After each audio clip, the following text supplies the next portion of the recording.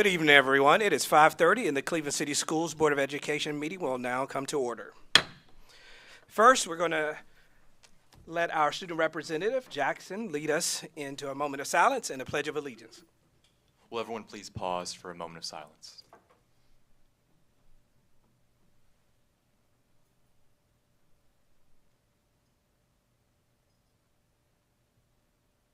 Thank you. Will everyone please stand for the pledge? I pledge allegiance to the flag of the United States of America and to the republic for which it stands, one nation, under God, indivisible, with liberty and justice for all. Thank you very much. Thank you, Jackson. Ms. Alicia, do we have any public comments? We do not. Thank you. All right, before we begin, I want to take the time to welcome Dr. Dan Lawson's PhD class from Lee University. Welcome to Cleveland City Schools. Also, I want to take the time to welcome Lynn Bowles. She is the Executive Director for BCPEF. Welcome, Lynn. Now I want to read a couple statements. The Cleveland City School Board of Education is committed to providing a high-quality education to all students, and to working collaboratively with the community to achieve this goal. As chairman of the Cleveland City Schools Board of Education, I'm committed to a couple things: running an orderly meeting, running an efficient meeting, and treating everyone with respect. Board members will be provided equal voice for all matters, should communicate through the Director of Schools for addressing his staff. Here's some reminders for parents in our community. Board of Education policies can be found on the clevelandschools.org website. When there, click District, Board of Directors, and select Board Policies. Our meetings are not public forums. However, the board has made accommodations for a city resident, Cleveland City Schools employee, or a parent, guardian of a Cleveland City Schools student to address the board via a couple ways. Those ways are listed in School Board Policy 1.404, which includes these two options: appearing before the board via a pre-meeting request, or addressing the board on agenda items via a same-day request. All right, we will start with our consent agenda. Board members, is there anything on the consent agenda that you would like removed? All right, I'd like to entertain a motion to accept the consent agenda as presented.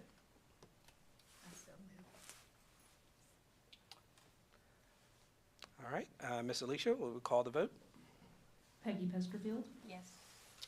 Jody Riggins, Yes. Nate Tucker, Yes? Renee Diamond, Yes. Matthew Coleman, Yes. Carolyn Ingram, Yes. Andy Lay. Yes. Motion passes. Thank you. All right, the next item on our agenda is Director's Evaluation. And so Dr. Jeff Elliott is our Director of Schools, and each board member spent some time evaluating him. Each board member spent time after evaluation one-on-one with him giving feedback. And so what we've done is we've collected those evaluations. Alicia, Wheeler, and I, board members, collated that information, and we're going to provide a summary of the results today. So can we show that? All right, for Section A, Director and Board Relations, average score was 3.71. Community Relations, 3.89. Staff Relations, 3.81. Finance and Operations, 3.71. Instructional Leadership, 3.93. And then overall, a score of 3.83. Board members, I'd like to entertain a motion to accept this evaluation as presented. So moved. All right, we have a first and a second. Ms. Wheeler, will you call the vote, please? Jody Riggins, Yes. Nate Tucker, Yes. Renee Diamond, Yes. Matt Coleman, Yes. Carolyn Ingram, Yes. Andy Lay, Yes. Peggy Pesterfield. Yes. Motion passes. Thank you. All right, the next item on the agenda is Arnold Elementary Parking Lot Amendment, and I'm going to turn this over to Dr. Jeff Elliott. Yes, as you know, we've started the parking lot process over at Arnold, and things are moving right along, but we do have an amendment that we need to bring before you, and I've called on Hal Taylor to present that to you.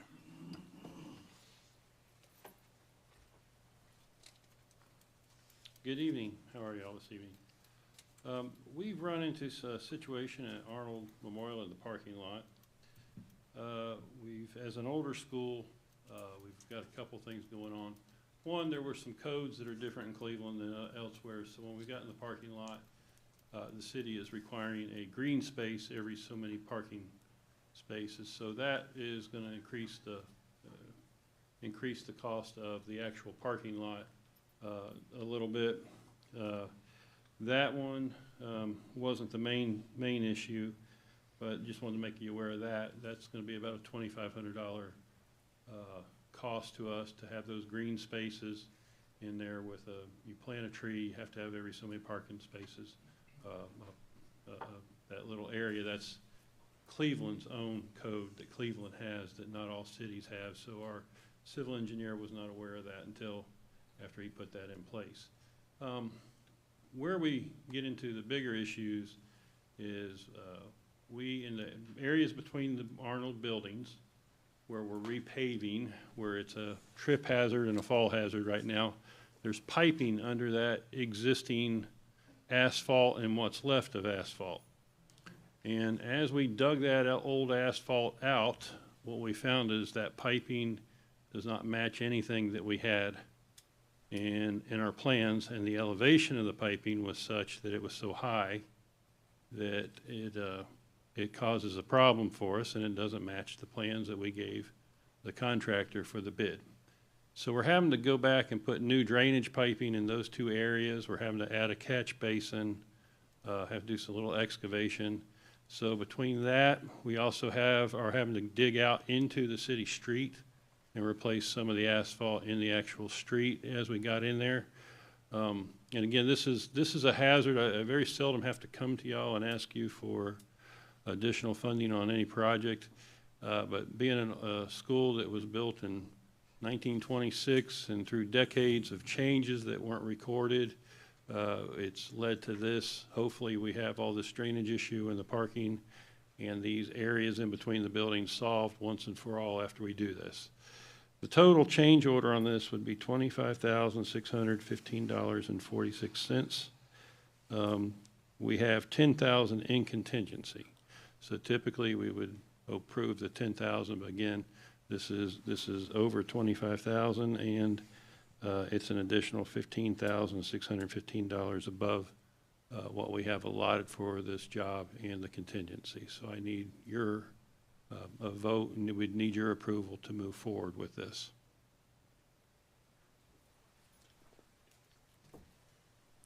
Okay, so does anybody have any other questions about that, I guess?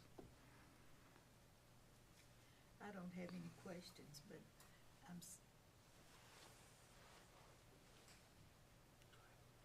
thank you.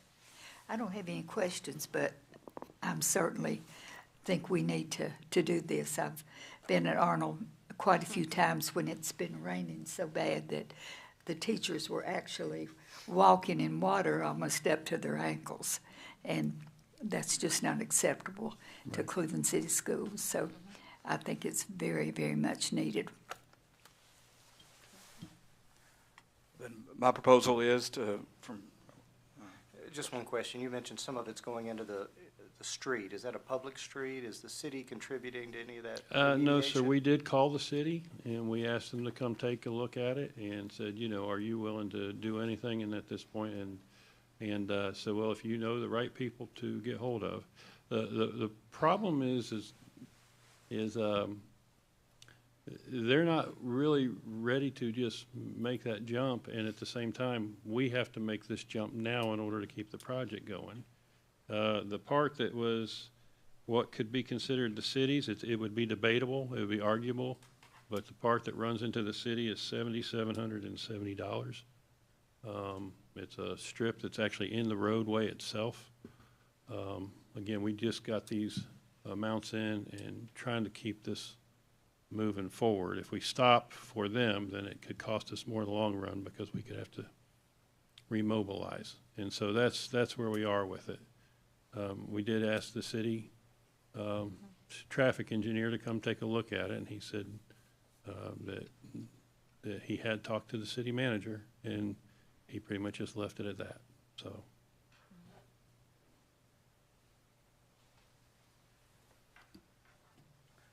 So as Hal Taylor has brought this to as a proposal, I will echo that. That's the proposal I bring to the board tonight, that we approve this construction change order for $25,615.46, knowing that $10,000 was already included in contingency, but that's an additional $15,615.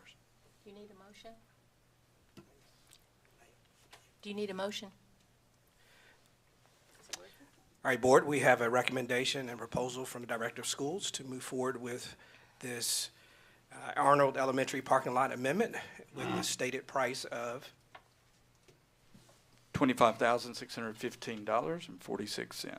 I'd like to entertain a motion for this Arnold parking lot amendment. I'll second. All right. We have a first and a second. Ms. Wheeler, will you call the vote? Renee Diamond, Yes. Matt Coleman, Yes. Carolyn Ingram, Yes. Andy Legg, Yes. Peggy Pesterfield, Yes. Jody Riggins, Yes. Nate Tucker. Yes. Motion passes. Thank you. Thank you, sir. All right, next on the agenda, we have future growth and facilities. And Dr. Elliott, I'm going to turn it back over to you for that. Sure. I just wanted to provide a short update and a little bit of information. We continue to study the growth and look at our city as it continues to grow. A couple of weeks ago, we know at the City Council they approved an urban growth boundary map, and we are watching that and taking a close look at that. So we will continue to have conversations of that. I know as a board, we've had a retreat and continue to have discussions. And so in the near future, I know we're looking at having a special called meeting, working on that date and confirming that. So we'll continue that discussion. So that's an update on where we are on future growth and facilities as of tonight. Board members, do you have any questions? All right. Next on the agenda, we have the director's update. All right. Good evening. So just give a quick update on a few things that have been happening the last few weeks, and then moving forward on what's coming up. Getting ready, we have entered into the spring and a busy season. I know Jackson over there can tell you and attest to that, I'm sure. So just this past month, though, just to relay to the board that Cindy Guerin and I have been meeting with several different individuals across our district, from staff representatives, family advisory council, administrative teams, in preparation to get feedback for the 25-26 budget preparation. And I know we've begun those discussions with the board, and we'll continue that as we move over the next few weeks and prepare for that later in the spring. Had an opportunity, as Mr. Tucker mentioned earlier, to meet with the individual board members during the week of March 24th as part of this Director of Schools evaluation process. Very good feedback. I appreciate the comments and guidance as we move forward. Also, last week, had the opportunity to present to the Chamber of Commerce's Leadership Alumni group over at the Chamber, and had always good to talk about the great things happening in Cleveland City Schools, and so we had a good time with that group. Mayfield students and staff will be recognizing Mayfield in just a few minutes with the spotlight, but they hosted the board breakfast a couple of weeks ago, and it was a great time, fun. We had a good time playing Are You Smarter Than the Fifth Grader? And so those fifth graders and fourth graders challenged us to some tough math facts, so that was good. Cleveland City School Board met, just everybody's information, on Friday, March 28th at the Cleveland Jetport, a good spring retreat, just talking about a lot of things headed forward, setting goals and looking ahead at our strategic plan and other things. The Tennessee Department of Education approved for Cleveland City Schools for one staff development day to be held on Friday, May 16th, and just a few minutes ago on the consent agenda, that was approved by you guys. So we will continue. We will get ready and start communicating that out to our school system, that on May 16th that will be a staff development day. And again, as I said, annual spring events have begun just this last couple of weeks. We had the CCS Honors Chorus, a great evening at the Conn Center, kindergarten registration a couple of Saturdays ago, celebration of movement last week with all those elementary students and out in the arena. That was so much fun. And then this weekend, the prom and had a big night over at the museum, and that was fun, and a lot of singing, karaoke, dancing, and a lot of good time there. So a lot of things still happening, and here are some of those upcoming events. This week is National Assistant Principals Week. Just a shout out to all our assistant principals. They do a fabulous job and supports our teachers, support our principals, and just help make the team work. And so we wish them the best this week as we celebrate them. Today we had a nationally recognized speaker join us right here in this room with our leadership from the school leadership and district leadership, Dr. Luis Cruz. And he presented a lot on our ESL goals and strategies that we're looking at, and so that was fabulous. A good experience today. April 14th, we're starting our end-of-the-year assessments in elementary schools, and then right after that, our middle and high school will be cranking up very soon in the spring for testing season. We have a CTE banquet coming up next Monday night, followed by the graduate distinction ceremony on the 23rd. We have our staff and families are invited to the Blue on the Green event, our staff families. That's going to be right here at the Greenway Park. We've been doing these trying to do it about a quarterly basis to just have a good time to connect with our staff members. BCPF gifts, grants, and gratitude luncheons over at Westmore in April the 25th, and then the 28th we have a senior awards night. 29th, our next breakfast of boards over at Yates, and many other concerts, plays, a lot of spring ball games going on. Flag football's happening tonight across the street, so a lot of things like that. This month we featured Mayfield Elementary School for our Champions of the Month, and we were able to recognize just the other day a couple of our Champions of the Month. Arlette Pacheco was our Student of the Month, and Sammy Kate Eason Kofer right here tonight, she's here in the room, our kindergarten teacher from Mayfield, and so we are glad to celebrate you guys, and thank you for going above and beyond and being recognized by your peers and being the champion of the month. So, Sammy Kate, you want to just stand up so we can just recognize that you're in the room tonight? So, yeah,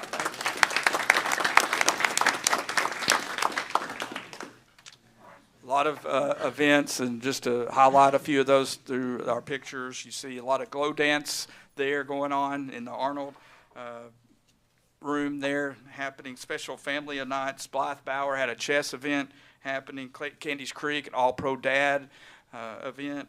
Right after that, you see Ross in the bottom celebrating with a wax museum the Revolutionary War. Stewart had a big exciting science night. We had Mayfield held a Cultures Around Mayfield event. Yates had several guest readers for Read Across America. We over at Cleveland Middle School, we had the chess tournament, and at Cleveland High School, the soccer won the Smoky Mountain Cup tournament.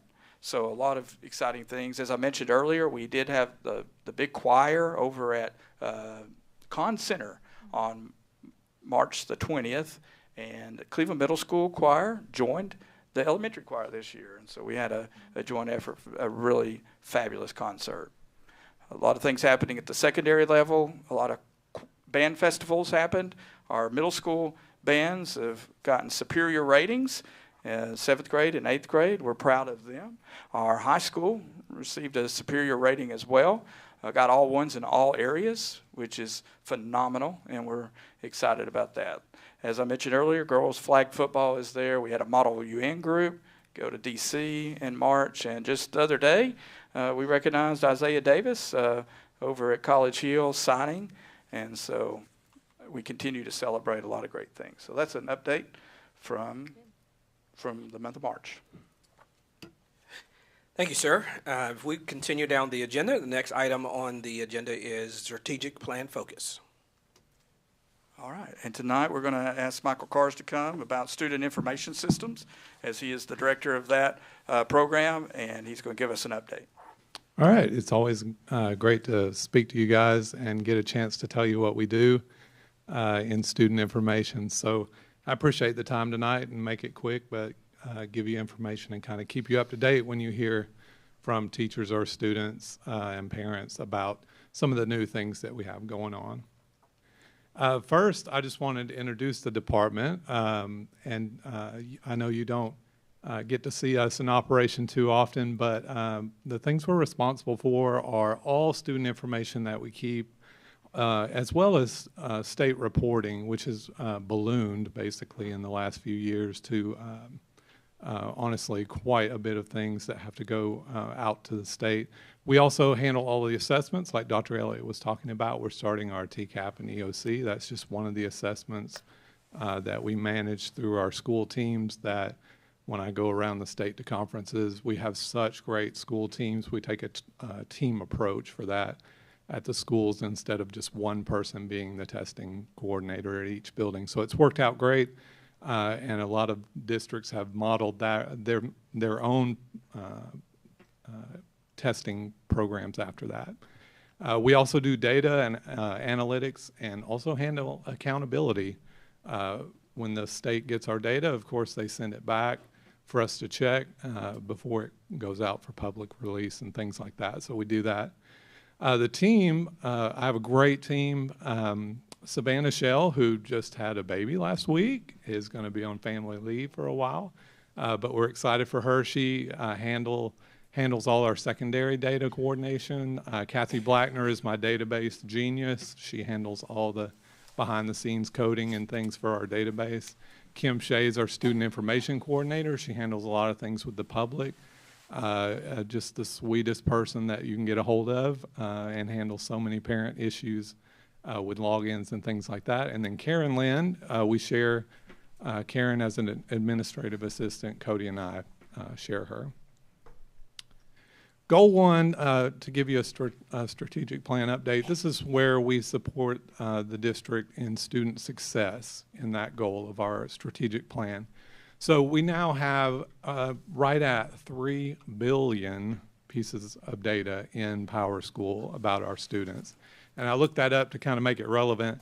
If you looked at one piece of data every second and never slept, it would take you 99 years to look at all those pieces of data. So those are all inside just PowerSchool. And of course that goes out for TISA funding and gets Cindy Guerin happy that we get our checks from the state for our funding. And then also the accountability part, which isn't as much fun, but accurate data out means that we get accurate ratings from the accountability. Also, we do a lot of student rostering. We do this with Dr. Raper's department as well. We coordinate on making sure all these programs that we use and that you've seen and approved get rostered with correct information and work as seamlessly as possible. In operations, when you don't know that operations are happening, that means things are going well. So we make sure that all that looks like it's real easy to do, but behind the scenes, we take care of that. For assessments, I've listed them out there, what we do. You've seen those before with the state and local assessments that we deal with. And then for analytics and database decision-making, we use a product and PowerSchool Insights. That's kind of an add-on to PowerSchool that allows us to do a lot of things you'll see some examples of. And then we have what Google product that allows us to have a huge kind of database in the background, a SQL database that I can use to query and look up kind of weird things that people need to know that don't necessarily fit into a built-in dashboard for those individual requests. So some examples of the unified insights that we got for PowerSchool, the dashboards that you're seeing. Schools, teachers, everyone has their own individual secure access to who they need to see when they pull these up. But this gets updated by the company, and then we feed the data into it and then monitor the accuracy. But you can see some examples of what they can do and that the filters on the side. So it's a kind of a active dashboard that you can adjust and look at whatever you in particular want to look at, whether you're looking at SPED data or ELL. So we have quite a few dashboards like that. Another example of those, you can see just a little tiles that will tell you about enrollments, withdrawals, and schools in the district. We can kind of monitor those over time and look for trends for growth. And the example I gave here, like if we need something internal, for instance, the state sends us scores back pretty quickly from our test. And Dr. Elliott and the academics team and people want to know interpretations of those quicker than the state gives us those graphs. So we build our own, which you're looking at the top right. We build kind of our own dashboards where we mimic what the state is going to send later on for report cards. So that's been really helpful in past years to get us kind of ahead. For goal two, safe and healthy schools, we are doing a lot of data interaction. Actually, my wife is handling a lot of that, and so we work well together. And she has quite a few dashboards and things that we built for her to look at that with her department. And then student behavior, the incident management system, and being able to send that out to the state, but also review that. The schools have access to kind of look at trends in their buildings and adjust what they're doing proactively. And then we also provide, Dr. Elliott has been bringing this up here lately, we provide geodata, which means we can look at where our students are located and filter that and look at if we need to look at rezoning with new schools or where the growth is, and what those impacts would be. So you can see an example here. Here's an example that you can build if you've ever worked in a spreadsheet and build a pivot table where you can put some things on the rows and some columns up there and have it calculate a measurement for you. I think the measurement up there is the percent attendance, and build those dashboards. So this isn't just something my department can get to. Every principal, administrator can kind of pull up their data and look at these things as well. Another example of that instance and discipline, the coolest graph in that dashboard, I love the one on the top right, is repeat incidents. So you're seeing the number of students who have 2 incidents, how many have 3 incidents, and so you can click on those numbers and then a list of those students would come up. So that's an interesting graph to know how many repeat offenders you have. And then the graph on the left is also good when you want to analyze what's happening. You can look at locations, you can look at what actions, and just keep drilling down and click all those and you'll get exactly what students those are. And then goal 3, communications. So this is a little bit funny to our department because we moved in this building last summer and we had kind of a meeting right before school, and I said, this year we're not doing anything new, nothing. We need to get everything running a little bit better, get ahead of ourselves. And then if you look at this slide, here we are, we've got some new things going on. So I think it does speak to Cleveland City Schools. We're always trying to push forward and make sure things are as accessible as possible to parents. So a lot of these surround like communication with parents and making things easier for parents and students to be able to be engaged with the school system. So we've got PowerSchool Messenger, which we are replacing ThrillShare. That's kind of our one-way broadcast system. So we have moved over to that because it's built into PowerSchool, and we've had that request for quite a while. It's not easy to move from one system to another because of all the things in the background, but working with Dr. Raper and making sure these things go seamlessly, it was time to make this change. ThrillShare had seen its time and was not as flexible as we needed it to be. But you can see we have direct access to all our stakeholders. So we've got 12,000 contacts, 7,000 students, and 1,000 teachers, staff members. So we can do voice, text, email. So far, even with ThrillShare and moving into this, we've had over 2 million messages sent. And we use that for emergencies, and everything translates into all the languages that we have parents choose. Now, the next point, talking points, is exciting, and Christy Duncan gets kind of the credit for having this for EL students, but we discovered that this would be an excellent platform for two-way communication.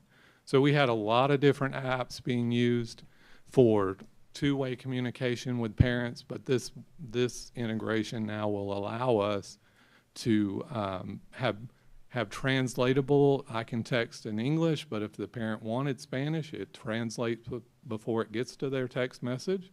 They text back in Spanish, but I need it in English, translates it right back to me. So the great point about this is our families don't all have access to mobile apps. So it does text messaging or mobile app depending on what the parent wants. And all the conversations are archived. So this is one of the other things that's been asked for. Can we pull up a full history of every communication with a parent of this student, whether that be for a good reason or if we need it to look at some history or something. And then another new one was Power School Forms. This is replacing our Power School enrollment, which we've had for quite a few years, and it's much more flexible. This year we're going to use it for our existing students as they go through summer, so mid-July we'll use it to update all their information and get their agreement to the student handbooks and things like that, and then next year we'll use it for brand new students. We were kind of mid-cycle with new students, so we couldn't do it this year, but it's a much more flexible platform and allows not just enrollment, but I've already created some forms for other departments. It allows us to use one system for kind of getting information in a form from parents. And then Power Hub, you'll see my Power Hub is the new polished up Power School parent portal that you'll see an example of. So this slide was on here last year, but it's just amazing. I know you have a close-up view of it. It shows every school and every language and the number of parents that use that language, so, or the student's native language. Just amazing variety of languages that we communicate with. And in both our systems, everything translates. So this is an example of Power School Messenger, which is our one-way, hey, we have to broadcast something big's happening, we need to do it right now. Works right inside Power School. So Donald Benton's over at the high school. He's got this group of kids that he needs to contact with their parents right now. He can do his search that he's comfortable with in Power School, click one button, go right to this, send the message, can have templates and get things done a lot quicker. Talking points, the new one with the two-way communication, we've been piloting that at Arnold and Stewart, and the EL students have had this for a while, but this is just a graph of the messages sent over time. Remember, this is kind of like text or direct messaging back and forth. So the blue line is the staff messages going out one-on-one to parents. And then the green is the families then interacting back. So our product manager was very excited and said, this is the goal of school systems, is that those two lines would match. For every message that goes out, you would hope you would get some communication back. So she was already impressed that those two schools and our EL students were already using it and getting good results from it. You can see on the right some of the features that they're coming out with, like calendars and some positive message tracking and behavior, things like that too. But you'll get more updates from that as the year goes on, as we fully implement that over the summer. Power School Forms, pretty generic online, a little classier than our Power School enrollment. Looks a little newer, easier to use. Parents can use it in the Power School app. That's been a complaint about Power School enrollment. So Power School Forms will, I think, take the pain away from some of the enrollment and forms that we have to have people fill out. So I gave you a couple of examples there. And the student listed, Miss Ingram, she's a Yates student, and she's graduating this year. I don't know who I'm going to use for examples anymore. Tell you there were some others here tonight too. Oh, okay. And then just to end, kind of wrap it up, this is kind of the new polished parent portal that we'll be moving to over the summer and for next year as well, called My Power Hub, and it puts everything into one place, a more modern approach where you have tiles and dashboards, and students and parents don't have to know the right click path to get there, that it would be presented right in front of them. So All right, I said a lot. I was told to keep it short. I hope that was short enough. But I wanted to show you, you know, operations, sometimes you just don't know that it's happening, and that's a good thing. That's what operations is supposed to do, is make things look smooth and like that just all works by magic. So did you guys have any questions or comments? I'd just like to say how impressed I've been with your department since I've gotten here. I was at the TDOE and many times thought, you know, like looked at different districts' systems, and this is just, you do a fantastic job here. Well, thank you.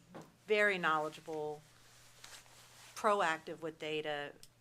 I just couldn't be more pleased with, Well, with thank you. your staff. I really appreciate that. I mean it.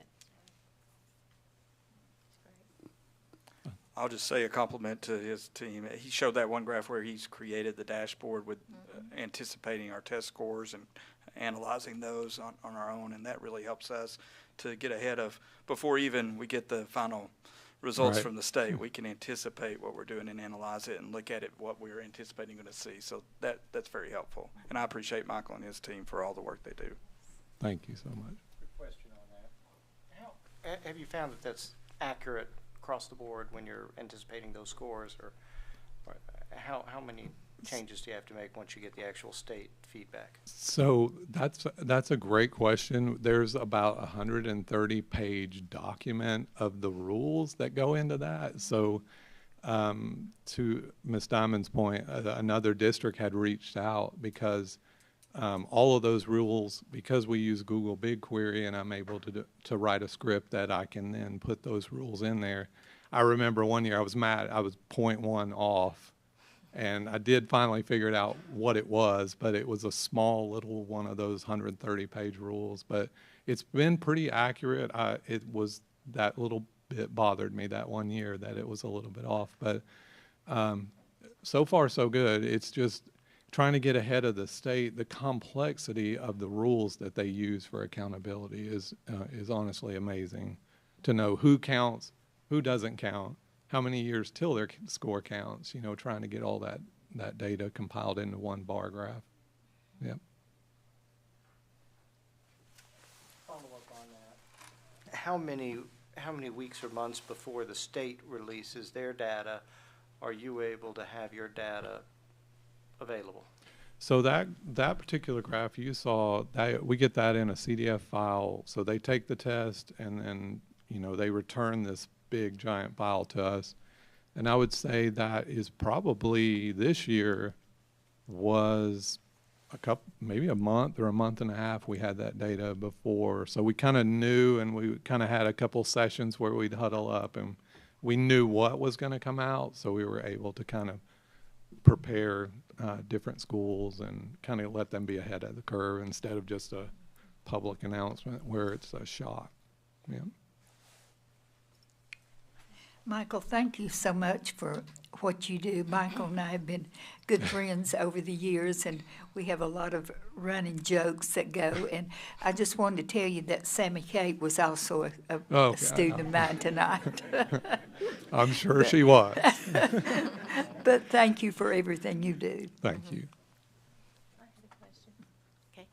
I was wondering, Michael, all the things that are available to parents, did you say that all of these things are available in all the languages that they might speak or read? Yes, as far as I know, almost every product is around 130 languages. And talking to Christy Duncan, there are a few languages that are kind of one-off, but I believe we have almost everything covered. And when we evaluate a product, we always make sure that it at least covers those top languages that she always shows you. But yes, everything is moving toward total translation. The new parent portal especially looks really great. Like there's one button to push to choose the language and just everything translates.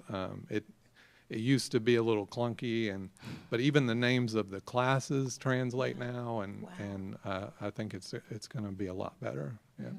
Well, that is so impressive that we have all that. Anything that you're looking at for next year? I'm tired at this point, honestly. No, I do have a dream. My dream for next year is automation. I have moved toward automating a lot of things, but a lot of these things take manual updates and downloads, and so I'm learning some scripting in Google to try to automate a lot of processes for next year. So it all depends on my free time, which I don't have a lot of. So we'll see if that happens or not. But that's my goal for next time. Well, thank you. Yeah. All right. Thank you, Mr. Cars. All right, next on the agenda, we have a spotlight.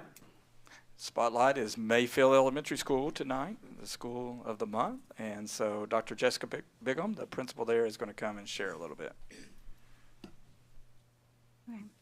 Good evening, members of the school board, my colleagues, and community partners.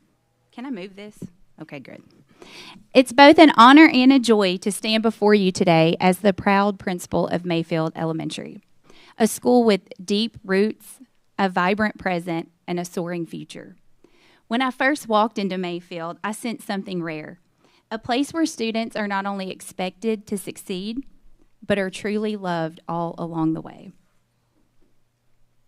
At Mayfield, our mission is more than just words on a wall. It's what we live daily. Mayfield exists to prepare, support, celebrate, and inspire students in a warm, nurturing environment. And we do that through two guiding forces, academic press and pastoral care. Let's begin with academic press. We believe every child deserves the opportunity to reach their highest potential through innovative instruction, data-driven decisions, and a laser focus on foundational skills. Our students are making remarkable gains, especially in literacy and math. Whether it's through iReady, our RTI programs, or our dynamic classroom strategies, our staff meets each student where they are and helps them to climb. But it's not just about academics. It's about the whole child. And that's why pastoral care is equally vital. From daily morning meetings to our Eagle community gatherings, we nurture kindness, empathy, and a deep sense of belonging. Programs like PBIS, our house nest system, and beloved traditions like Grandparents' Day and our super crazy themed pep rallies turn school into a second home for our students. We're building scholars and citizens. Of course, none of this would be possible without our dream team, a dedicated, passionate group of educators who show up every day with heart, purpose, and grit. From kindergarten to fifth grade, our staff models the very best of what it means to love, teach, and lead. They're the heartbeat of Mayfield. And we even like to have a little bit of fun along the way. We have weekly house competitions. It's one of the ways that we bring our commitment to positive behavior and student belonging to life. We have a PBIS Nest program. It's one of our school-wide initiatives that fosters community, character, and a whole lot of fun. Every student and staff member belongs to one of 4 nest colors, yellow, blue, red, or green. And if you were wondering, green is the best. That's my completely unbiased opinion since I'm on the green nest. But clearly. Throughout the week, students can earn points for demonstrating positive behaviors like academic excellence, school spirit, kindness, and strong character. These points add up quickly, and this year alone, we have awarded over 200,000 points as part of our recognition system. Each Friday, the nest with the most points is awarded special prizes, keeping the momentum high and the excitement real. But it doesn't stop there. Each quarter, we host massive celebrations for students who consistently demonstrate great behavior. From silent discos to water days and crowd favorites like the Masked Singer, our Nest events are joyful, high energy, and deeply meaningful. They not only reward positive choices, but they also build a strong sense of community and pride in something much bigger. One of my favorite things about this year has been Mayfield's journey towards pursuing our STEAM designation. With that in mind, our students haven't just been consuming learning, they've been applying it to real-world problems. One of our proudest accomplishments this year was a second grade PBL project in which students partnered with Mayfield Dairy. Our students created new ice cream flavors, experimented with ingredients until their flavors came to life, held a contest to have our students and staff taste them and vote on the best one, and then they wrote and filmed persuasive videos trying to convince Mayfield Dairy they should actually make this flavor. After interacting with management of the company, our students got a chance to tour the facility and see how their ideas could really come to life. And that's the power of real-world learning. State standards with an authentic twist.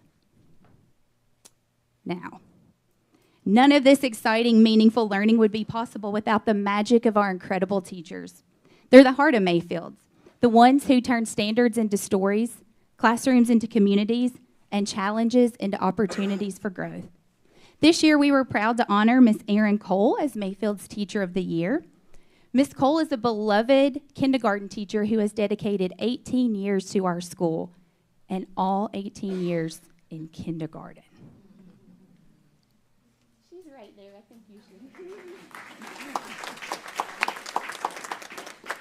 She has a gift for making the very beginning of a child's educational journey feel safe, joyful, and full of possibility. Whether she's guiding a child through their first sentence or celebrating the moment they realize they can read on their own, her classroom meets every milestone with love and wonder. It's more than a space. It's a launch pad for lifelong learning. She's a model of consistency, care, and excellence, and we are so lucky to have her shaping the hearts and minds of our youngest Eagles. Okay, so now we have to pause for a moment of fun because Mayfield's more than a school. It's a place full of personality, inside jokes, and joyful traditions. We've cooked up a few trivia questions for you straight from the heart of our school culture. And these moments may seem small from the outside, but on the inside, they're the glue that binds our school together. They create laughter, memories, and a sense of belonging that lasts far beyond the school day. Here's the thing, you don't have to answer out loud, okay? Okay, but guess in your brain and see if you know. All right, first question. What is the name of our Eagle mascot? What is it, Jay? It's Eddie. It's Eddie. So if you had B in your brain, give yourself a kiss your brain. Okay. Which Mayfield staff member became the most popular person on campus by delivering Sonic slushies to our overheated classrooms? Jay Garcia. Y'all give it up for our AP. He's the man. Yeah, you really are. What major event, if you were listening closely, you'll know this. What major event was the inspiration for this year's Mayfield theme? Dream Team. Come on, it's the Olympics, people. The Dream Team, Scottie Pippen, Michael Jordan. All right. What special ice cream flavor won the Mayfield Dairy Contest? Was it Unicorn Sparkle Swirl, Principal's Morning Coffee Crunch, Eddie the Eagle's Eggnog Delight, or Extra Special Eagle Dream? That's right, it is. It was Extra Special Eagle Dream. That's right, Miss Riggins, get it. Good job. Okay, this is important. In what year will Mayfield officially be 100 years old?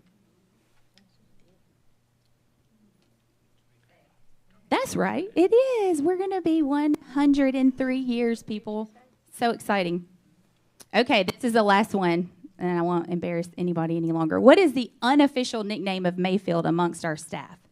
Do we call it Phil Hour Elementary, The Field, The Eagle's Nest, or Home on the Hill? Would you say, Mr. Tucker? Home on the Hill. Oh, that's such a great guess, but it's not right. We call it The Field. We call it The Field, and that was actually kind of a joke when everybody used to call Candy's Creek the creek. So then we just started it on our own to be funny. It was great. Okay. All right, so while I can go on and on all day long about our programs, our data, our goals, nothing speaks louder than our students themselves. And so, Dr. Raper, if you'll go to our champion, Arleth, she has a video at the end of my slide. You can start at 4 minutes, 20 seconds. We'll just hear from Arleth.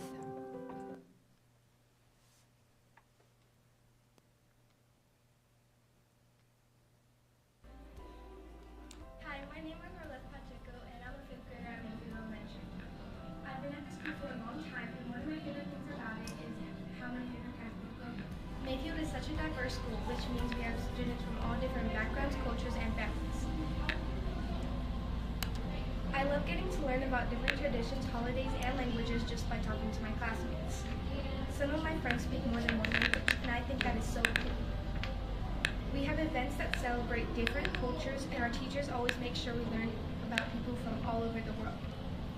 It makes me proud to be a part of a school that respects and appreciates everyone. What I love most is that no matter where someone comes from, we all belong at Mayfield. I've always felt a deep connection to the school because it's a place where everyone is welcome. We may all be different, but here at Mayfield, that just makes us stronger. Mayfield isn't just a school, it's a family, and I'm grateful to be a part of it.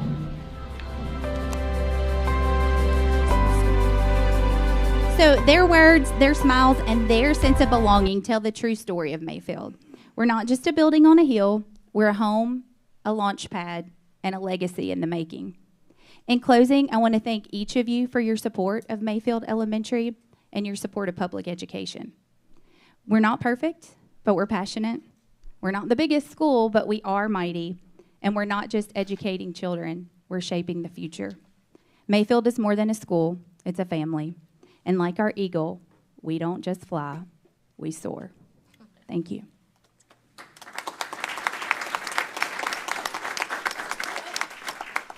I can answer questions. Thank you, Dr. Beagle. Yes, sir. That's good. You good? All right. Y'all just saw it, so, okay. Good job.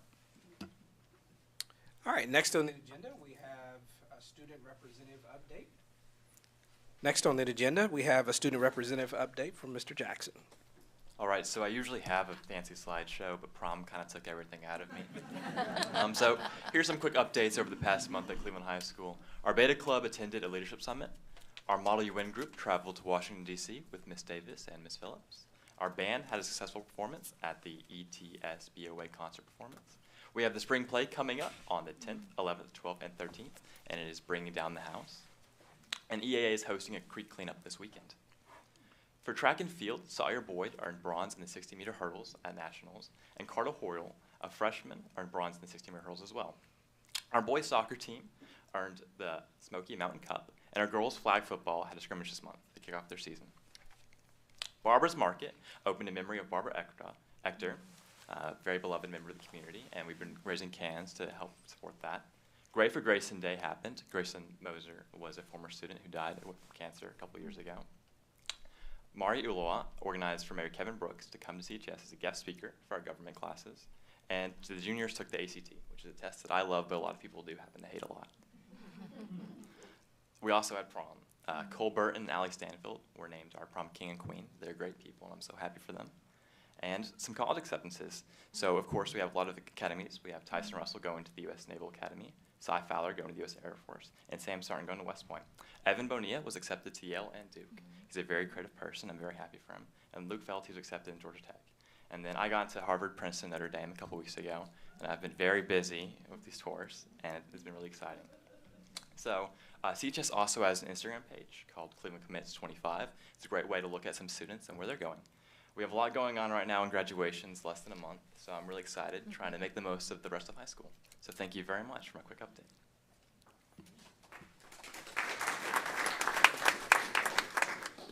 Do we have any questions for Mr. Jackson?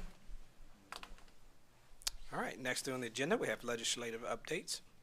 Ms. Ingram? I don't have any actual updates. The Education Committee is closing out this week, so I think everything's pretty much drawing to a close now. So I'll have a report sometime in the next, probably at the next meeting, on exactly what happened to those legislative issues that was put by the TSBA and how they turned out. Okay, thank you. Any questions for Ms. Ingram? All right, that is the last item on our agenda. I'd like to entertain a motion to adjourn this meeting. Do we have a second? Second. Anybody opposed? All right, it's 6:24, and the Cleveland City Schools Board of Education will now end.